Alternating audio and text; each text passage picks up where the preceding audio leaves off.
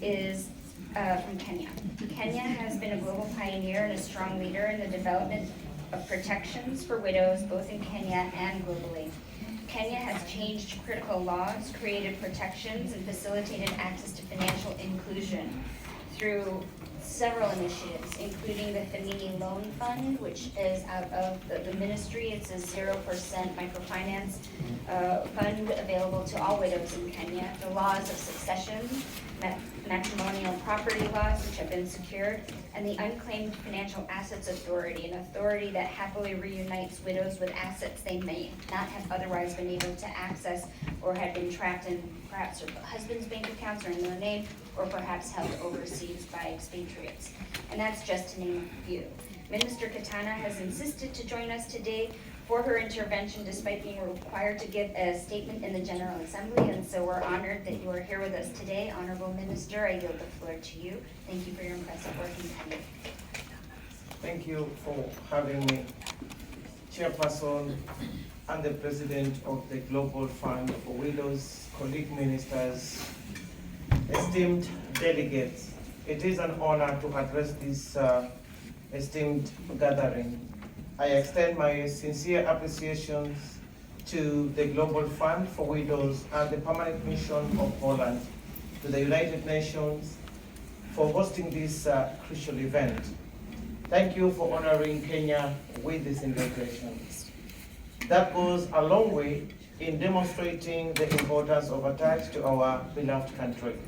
Honorable delegates, as you're aware, there are about 258 million widows globally, and according to the 2022 Kenya Demographic Health Survey, an estimated 2.8 million women are widows. 7 in 10 African widows are head of their families. Widows in Kenya are indeed in Africa face multiple challenges, including limited health care, access to property rights, and social support, harmful traditional practices, a lack of knowledge of their legal rights to inheritance. These challenges impact their well-being across various dimensions. Although widows constitute a significant proportion of the population, they remain invisible in policy and practice, since marriage forms the basis by which women access social and economic rights in Kenya and much of Africa. As a result of their disadvantaged social position, widows are vulnerable to many socio-economic and health issues. Sexual exploitative practices are commonly experienced by Kenyan widows that are not only emotionally and psychologically harmful, but they also often put the widows at risk for contracting HIV and AIDS.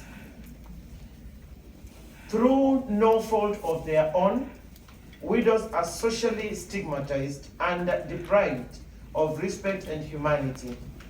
Yet in their communities, these women have great responsibilities, and despite the challenges they face, they display powerful resilience and strength.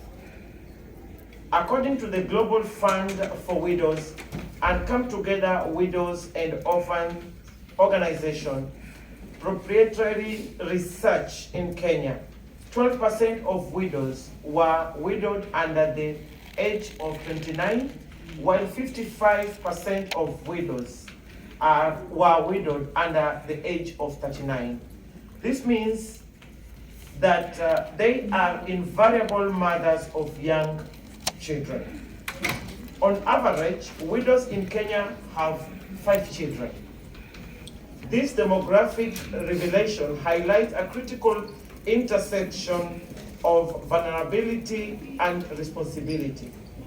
It illustrates the unique challenges faced by these young women as they navigate the complexities of single parenthood amidst grief and financial insecurity. As a government, it is important that we recognize and address the specific needs of these young widows, ensuring that they are empowered with the resources and support necessary to rebuild their lives and secure a brighter future for themselves and their children. Consequently, the research conducted by the Global Fund for Widows and Come Together Widows and Orphans organization reveals a concerning truth. Over 82% of. And as a Cabinet Secretary of the Ministry of Gender Affairs, Culture, the Arts and Heritage, I acknowledge the weight of responsibility we bear in addressing this critical issue. We must double our efforts to ensure that widows across Kenya are equipped with knowledge and resources to navigate inheritance law confidently. By doing so, we can empower widows to assert their rightful claims, secure their economic independence, and uphold their dignity. So let us commit ourselves wholeheartedly to closing this gap and advancing gender equality and justice for all. Honorable delegates, let me reiterate here that financial inclusion opportunities for widows in Kenya have been very good and progressively.